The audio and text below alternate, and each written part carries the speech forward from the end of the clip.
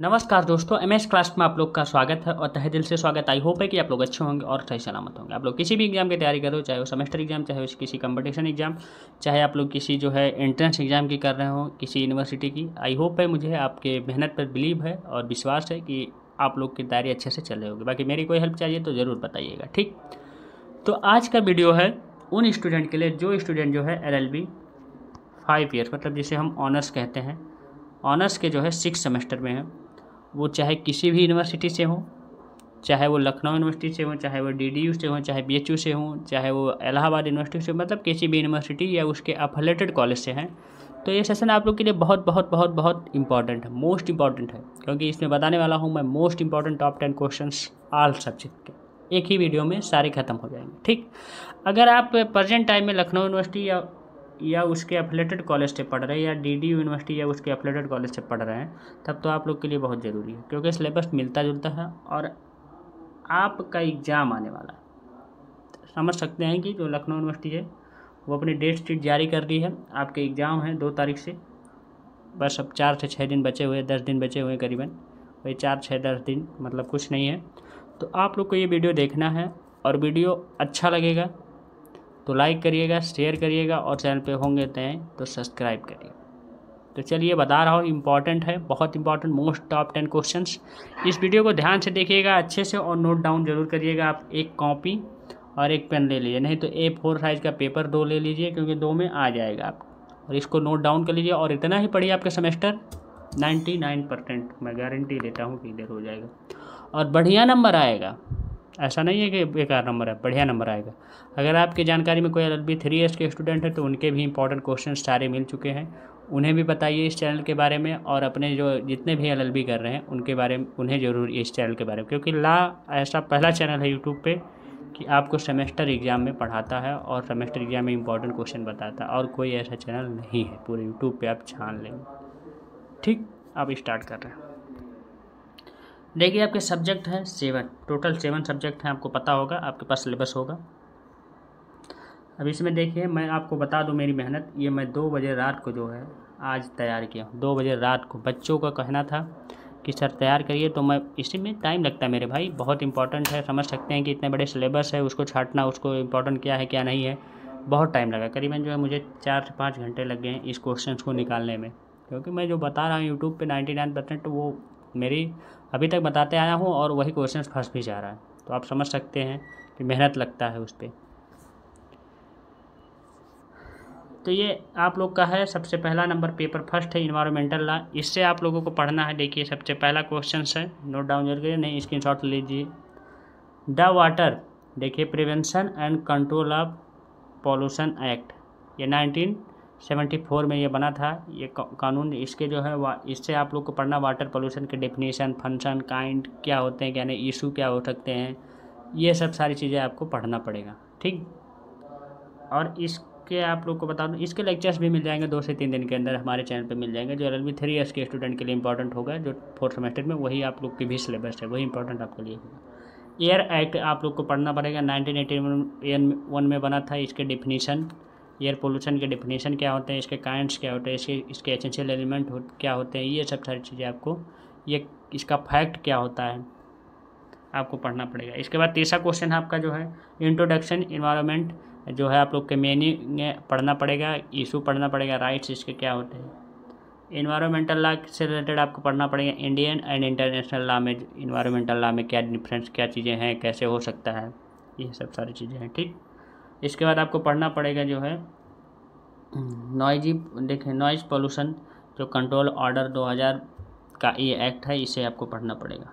Development आपको पढ़ना पड़ेगा कि डेवलपमेंट कैसे होता है इन्वायरमेंटल में, कैसे हम उसको सही कर सकते हैं, कैसे क्या कर सकते हैं, मीनिंग, स्कोप, इसके बाद आपको पढ़ना पड़ेगा इसके प्रिंसिपल्स, ये सब आपको पढ़ना पड़ेगा।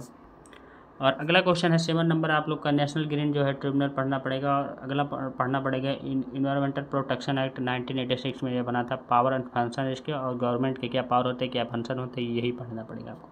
लॉ रिलेटेड फॉरेस्ट एक्ट से पढ़ना पड़ेगा, 1927 में ये बना था। यही 9 क्वेश्चन पढ़िए, आपको 5 क्वेश्चन इसमें से आ जाएंगे, बस इतने पढ़ना, ज़्यादा नहीं। उस सिलेबस पूरा नहीं पढ़ना, पूरा आपके पास टाइम भी नहीं है पढ़ पाएंगे।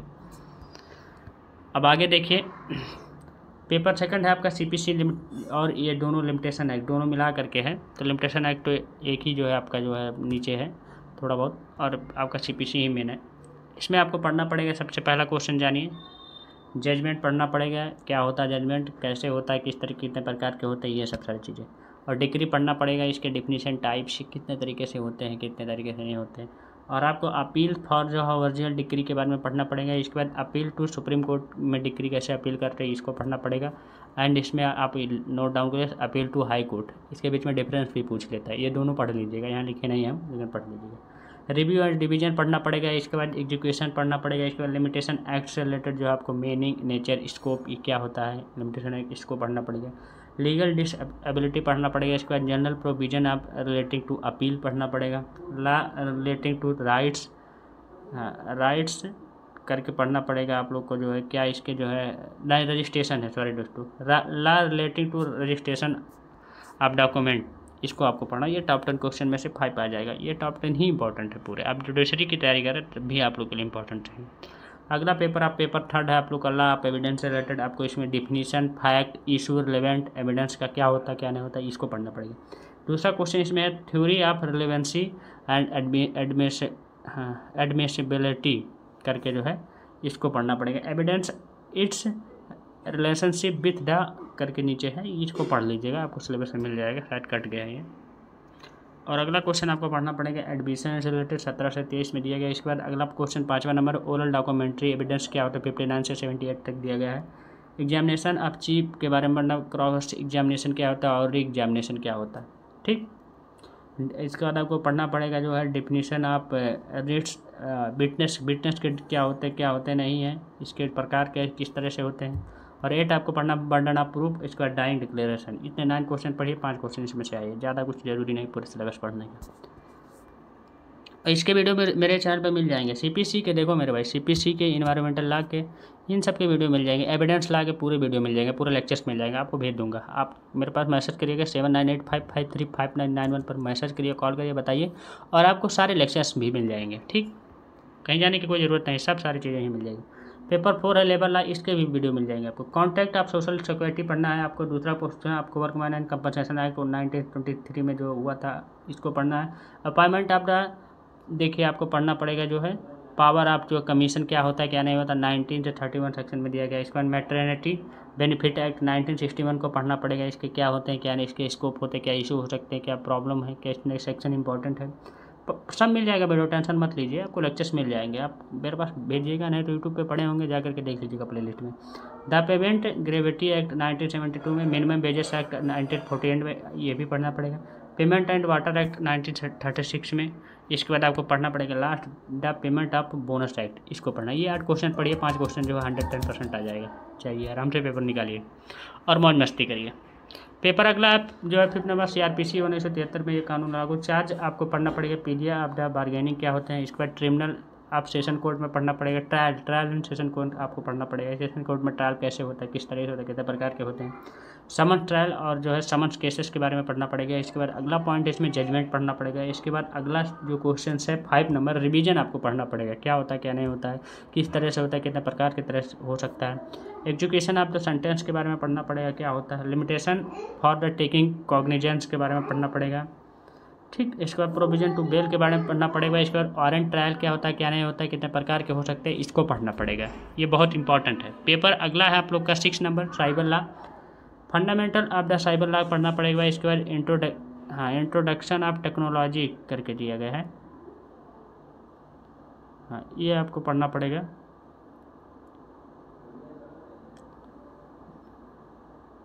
ठीक मेरे भाई। इसके बाद आपको टेक्नोलॉजी एक्ट 2000 का है ये इंट्रोडक्शन नहीं है मेरे भाई, सॉरी, रुक जाइए 1 सेकंड, ये शायद कुछ है, इंटरफेस है, इंटरफेस ऑफ टेक्नोलॉजी एक्ट है, यहाँ कुछ गड़बड़ी हो गया है, ये रहेगा वो हो गया है।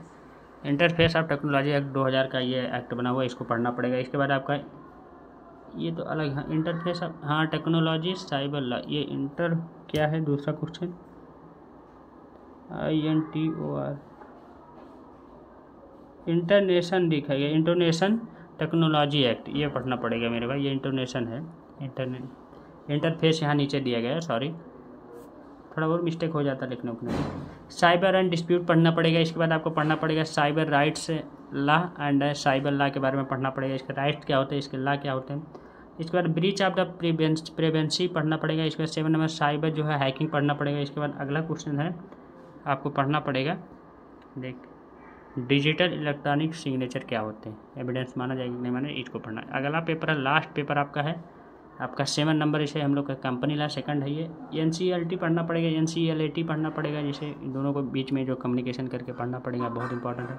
Account book of the company के बारे में पढ़ना पड़ेगा। इसके बाद majority rule of company law तीसरा क्वेश्चन है। चौथा क्वेश्चन है आपका टेक ओवर करके जो है उसको पढ़ना पड़ेगा। इसके डिफिनेशन थ्योरी ये सब सारी चीज़ें क्या होते हैं। इसके बाद प्रोटेक्शन आप में जो है मिनॉरिटी के क्या होते हैं क्या नहीं होते इसको पढ़ना पड़ेगा। इसके बाद आपको पढ़ना पड़ेगा बाइंडिंग अप और इन जो भी है। इसके बाद removal of name of the companies from the registration to companies, ये क्या होते हैं, इसके रजिस्ट्रेशन कैसे, ये सब सारी चीज़ें आपको पढ़ना पड़ेगा। ठीक, ये 7 पढ़िए, आपको जो है इसी में से 5 आ जाएगा, ज़्यादा ज़रूरी नहीं है इसमें। जो जहाँ ज़रूरी था वहीं मैं आपको बता दिया कि इंपॉर्टेंट कैसे क्या लगता है, तो आपको पता चल गया होगा। और वीडियो आई होप मुझे बहुत हेल्पफुल लगेगा आपको और बहुत अच्छा लगेगा ही, और अपने मेरे भाई। तो आज का वीडियो यहीं तक। बाकी एनी प्रॉब्लम एनी डाउट आपको लेक्चर्स मिल जाएंगे, सारे लेक्चर्स आपको यहीं आपको मेरे चैनल पे ही मिल जाएंगे, प्लेलिस्ट बने हुई है। और आपको कोई दिक्कत कोई प्रॉब्लम हो तो ज़रूर बताइएगा। आप लोग नोट डाउन जरूर करिए, नंबर तो बता दिया लेकिन फिर से नोट डाउन करिए 7985535991। इस पर यूट्यूब पे मुझे देखिए, यूट्यूब पे मेरा चैनल है, कई चैनल है, वहाँ आपको सब्सक्राइब करना। प्लस जो है आप अगर व्हाट्सएप से जुड़े हुए हैं, व्हाट्सएप आप चलाते हैं तो व्हाट्सएप ग्रुप से मेरे ज्वाइन हो, वहाँ बहुत बेनिफिट मिलेगा आपको। ठीक, अलग अलग ग्रुप जो है first semester, second semester, fourth semester, मतलब अलग अलग सेमेस्टर के ग्रुप बन चुके हैं। तो thank you, tata, take care, बाबा, बेस्ट ऑफ लक। हम लोग मिलेंगे नेक्स्ट वीडियो में नेक्स्ट पार्ट के साथ। मेरे साथ ऐसे ही बने रहिएगा, और अच्छा लगा हो तो लाइक करके जरूर जाइएगा, शेयर भी करिए। Thank you.